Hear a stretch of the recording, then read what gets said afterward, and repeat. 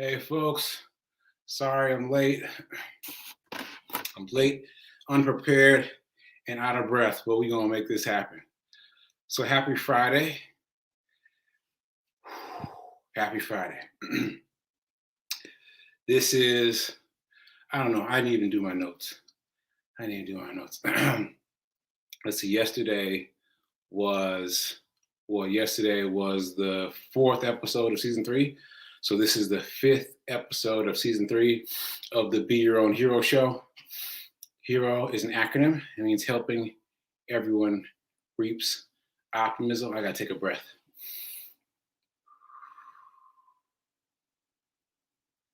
Okay. So, HERO is an acronym means helping everyone reach optimism. I'm your host. I'm sekouwrites. I'm a professional creative and the creator of what we're now calling the HERO Ministry Movement. So this season is all about doing, and today is Friday. That means it's Free Flow Friday, as named by Nan in season 2. So I want to tell you about why I'm late, first of all, and then I'll catch up with myself to talk about what we talked about this week and all that jazz. So shout out to you, Gladys, for checking in. Appreciate it. Okay, so as you already know, if you follow me on social media, it snowed in Nashville yesterday. All right. Heavy snow in Nashville yesterday. Thanks, Tim. And I got a text message right before the show started asking me if I was going to run in the snow. And I talked about that a little bit yesterday. And then after that, I got 2 more text messages asking if I was going to run in the snow. And so I responded to that on social media. And I intended to talk about it a little bit today. And then this morning happened. And so now I got a few things to talk about. So let me do the introductory stuff. And then I think this story is going to be the bulk of what we talk about today. So shout out to New Thought Media Network for giving me this platform and this space to talk about my journey of becoming my own hero. Check them out at ntmedia.org. You can support them, make a donation. It is a nonprofit, so tax-deductible donation. You can also see what the other shows on the network are.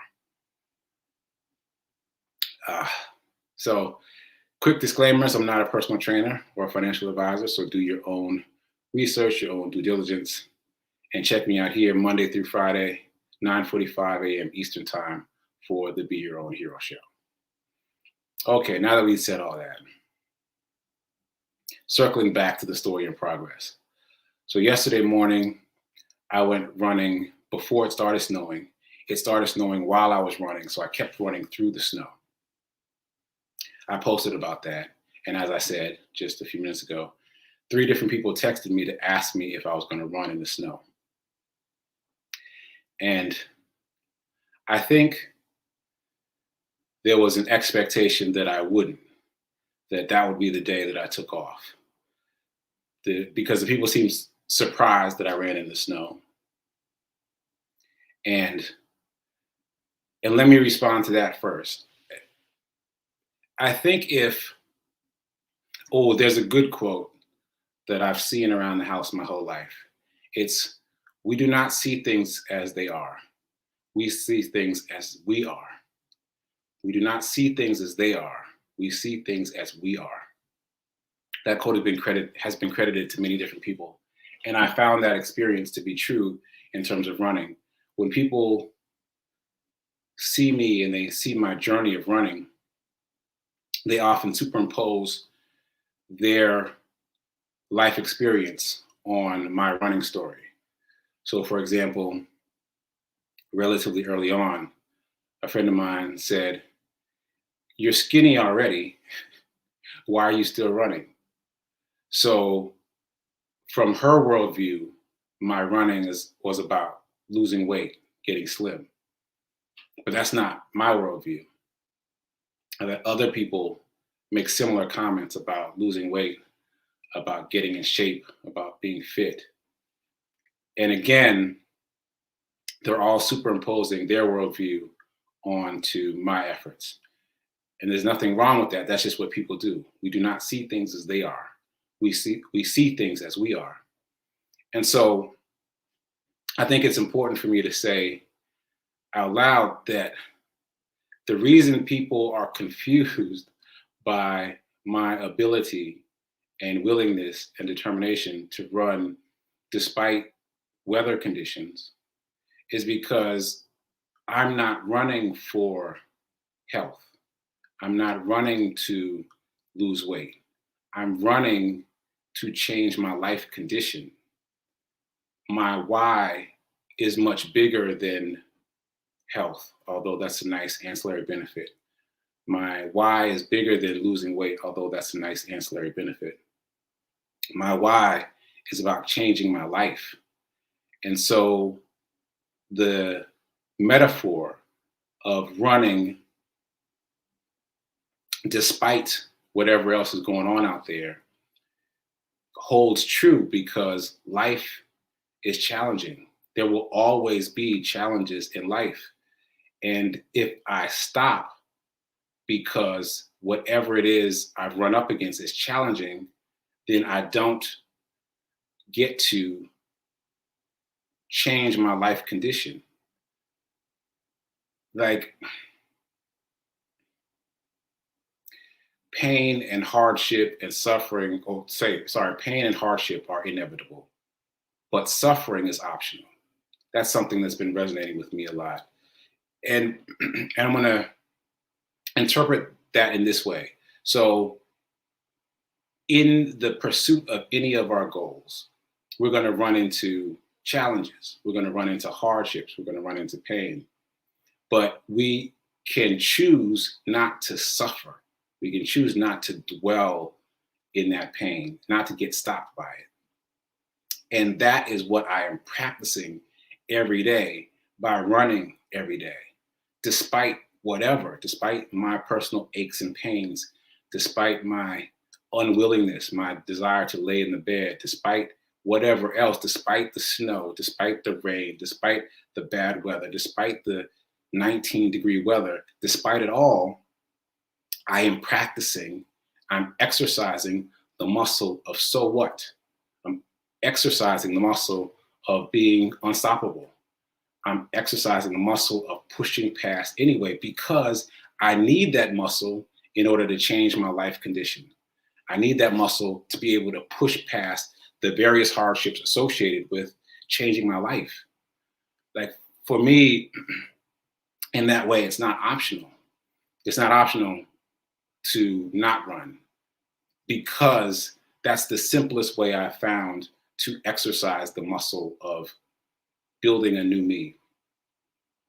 I said something on the show a while ago, something that I read that really stuck with me. And it's that money is the effect and you are the cause. But that can be applied to everything. Everything is the effect and you are the cause. If you want to change your life condition, as I do, then you got to change you. You got to change the way that you interact with the world around you. You got to change everything. And this is my most direct way to do that, by pushing myself to get up and get out and run every day, no matter what. It's not about the running. I'm not trying to build a better body, although that's a nice benefit. I'm trying to build a better mind. And I mentioned yesterday that I ran cross country in high school, and I was always the last person to cross the finish line. And we can extrapolate that over years. I have historically been extremely talented and very lazy, extremely talented and very lazy.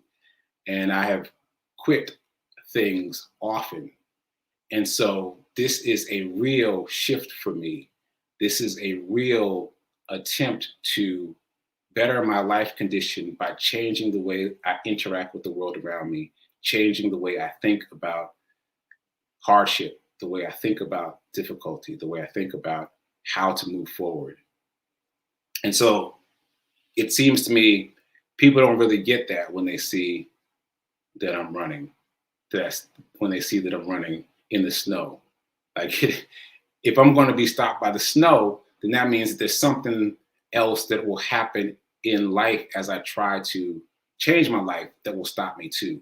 And I can't have it. I can't have it. I am, again, attempting to change my life condition. So I wanted to say that.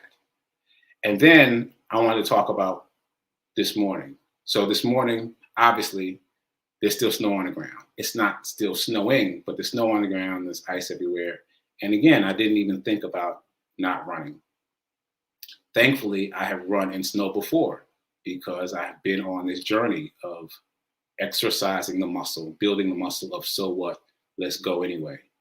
And so I remembered some things from running on ice and through snow. And so I employed those things. And the last time I ran on ice and snow, I was on a track.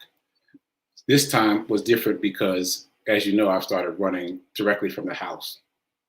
So the shift that I had to make is I had to run on the main streets because they've been plowed. So I ran a different route today than usual. And as I was running, I heard someone yelling, and I looked over and the man was waving at me, and I waved back. And I thought, that's nice, because if you've been following my run reports, you know that often people cheer me on, strangers cheer me on, which is very empowering. It's just very cool. So anyway, he waved at me and I ran past him. And then I ran back the same way because I started to go a different way. Like I like to do a loop. I started to go a different way, but it was too icy. And so I came back the same way that I went out, which again is not something I typically do. I came back, he's yelling at me again. And I looked more closely this time and he's waving me over. And I'm thinking, okay, maybe what's going on? So I take my headphones off and I listen and I yell out to him and he says that he needs help. So I jog across the icy parking lot. He's the only person in this huge parking lot. I get up to him. He says that he's fallen on the ice and he can't get up. It's too slippery. So I ended my run there, obviously, and I committed to helping him. And we tried a number of different things.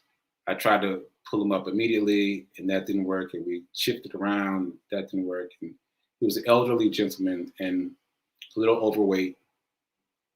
And he was just unable to support his weight once I got him up off of the ground. He didn't have enough leg strength to push himself the rest of the way up. And so we tried a dozen different things. We used a tree ultimately to try to get him up. And that got really close. I mean, he was up, but his legs weren't strong enough to hold his weight. And he said that he had been out there in the snow and ice for an hour before I came by the first time. And thankfully, when I came back by the second time, it had only been like 4 or 5 minutes.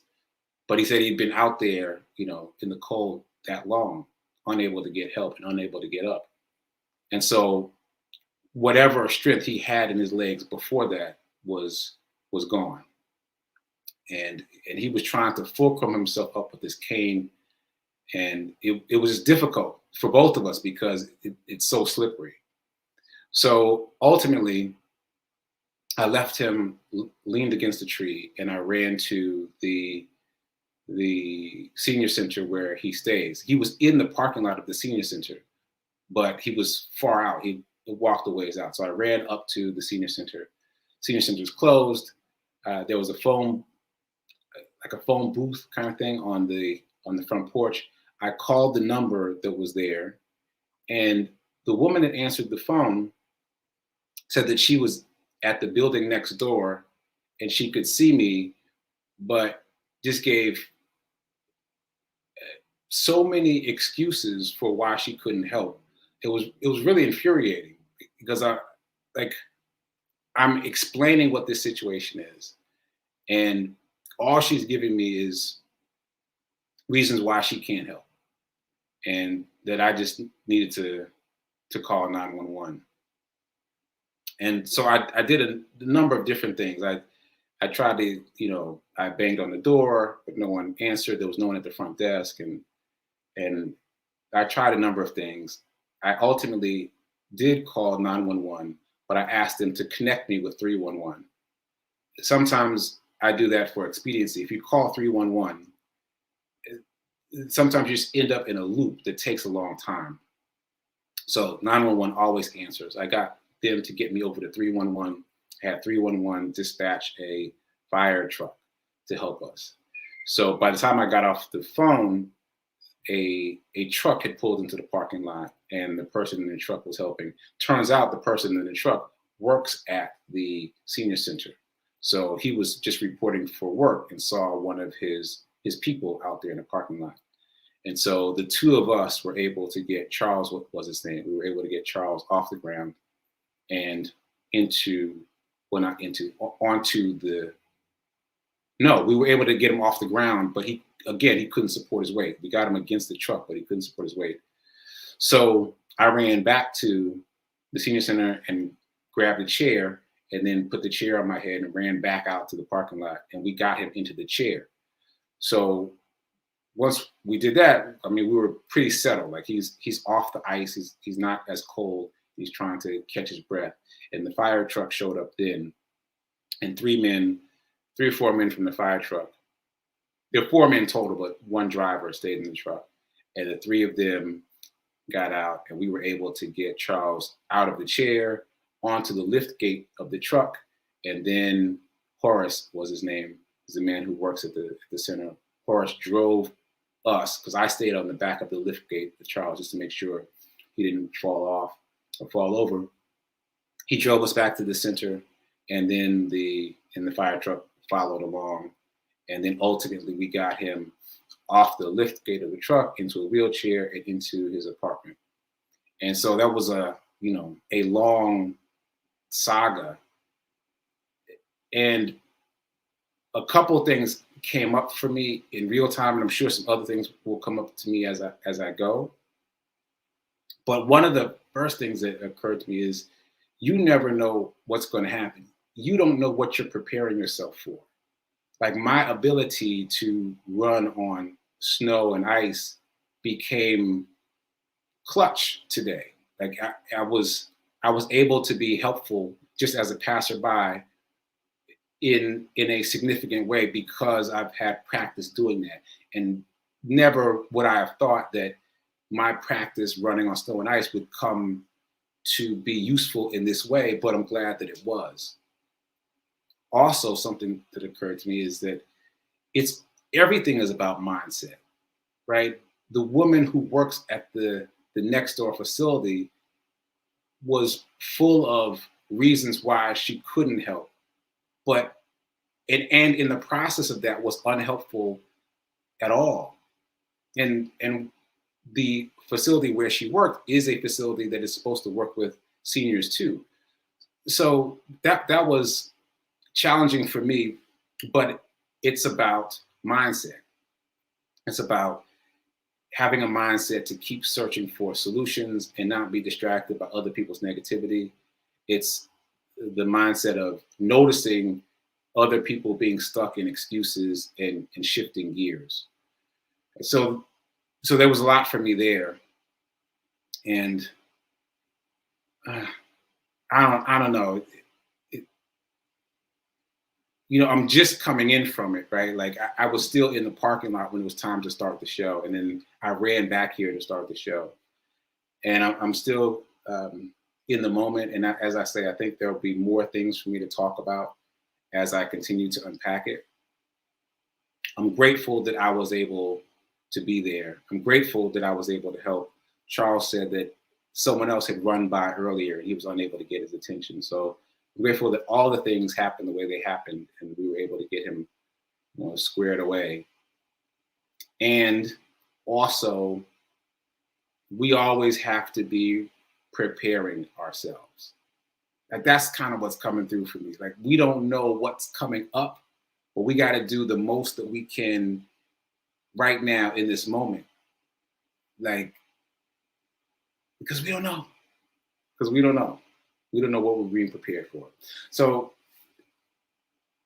I don't know what else I want to say about it, but more is going to come through for me, I'm sure, about that experience. Prayers up for Charles.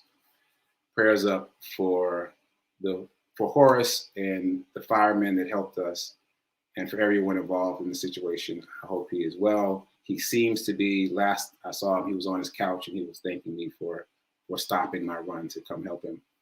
And I hope he's well. All right. So all that said, this is a great case in point for why I continue to run every day. Obviously, I couldn't have predicted that, but the fact that I run every day in the conditions that I run every day prepares me for the unseen, unforeseeable future. That's what I got. Okay. So all that said, my alarm's going off about wrapping up this show. I got to say something about abundance. And today, what I'll do is I'll read from the 30-Day Mental Diet. Those of you who have been following the show and Rev Melissa's show know that she's doing a 30-Day Mental Diet class right now. I am taking that class for, I think, the 5th time, and I'm shocked at how much it changes every time you read the book. Like, obviously, the words on the page don't change, but you notice something else stands out for you. It resonates with you differently. And so I'm going to read what stood out to me this morning from the 30-Day Mental Diet. This was from my morning practice this morning. Here it is. It's coming. Okay, so this is from the theme, Where Are You? But this is the quote I want to read. God is active right where I am, right now. I discard all previous ideas of separation. As I consciously unite myself with God, the limitless possibilities of every good thing become available in my life. God is active right where I am right now. And isn't that evident in the story I just told, right? For all those things to have happened, for me to have run that particular way, for me to come back on the route, which is not something I typically do, all the things align for me to be helpful to that man. And God knows where you are, and God will connect the dots. Yeah, God will connect the dots. Okay, so I haven't said anything about finance yet, but I want to say something about it. I haven't pulled my number yet from my cup of numbers, but I hope you guys have been doing it with me. Again, what I suggested is something that was introduced to me as an envelope challenge. In an envelope challenge, you put a certain amount of cash in an envelope every day. I remixed it to make it digital. So I wrote $1, $2, $3, $4, $5, and $6 on 6 different pieces of paper. I put them in a cup. I shake it up every morning and pull a number out. And then I transfer that amount from my checkings to my savings or to my brokerage account, depending. So I'm doing that. I will do it. I did it yesterday. I will do it again today. I invite you to do it with me. The point is, this week we've been talking about there's no excuse not to save money. No, that's not quite right. Oh, I don't have enough money to invest. That's the excuse we've been battling. I don't have enough money to invest. Yes, you do. Yes, you do. You just have to think about it a different way and choose to move money in small increments where it doesn't really affect you. So this is a very small bracket of $1 to $6. You can move that every day. You got $6. Okay. So aside from that, I don't have anything prepared to say about money. So I'll just reiterate the things that we've already talked about. The poor people spend, middle class saves, the wealthy invest. So again, investing is not optional. Push yourself to invest, even if it's only $1 to $6. Just move that money over, let it accumulate, and then invest it. And obviously, our affirmation: I am so happy and grateful to be a multimillionaire in every area of my life. Okay, so today was definitely a free flow Friday. I still very much had Charles on my mind as I began the show, and he's still on my mind now. And I'm sure I'll have something more to say about that soon. But it's time for prayer time right now at 10:15, and then come back later for Sit with Rev Melissa at 10:30 Eastern Time. And I'll be producing that show and probably popping in to say a few words. Join me in just sending some love out to Charles, sending some love out to that senior center. And I think that's what's resonating with me. I feel like there's some changes that need to be made in that system. Like, why was I needed to help that situation? Why aren't there protocols set up for that eventuality? I think that's what's coming through for me. Anyway, I'm gonna sit with it. But thank you for being here. Thank you for kind of letting me piece it together today in real time. And stay tuned for prayer time and for Sit with Rev Melissa. Keep doing, be a hero, be your own hero always. You never know when there's going to be an opportunity for you to be a hero out there in the real world. You never know when it's going to happen. So be prepared. And remember that now, right now, is better than perfect.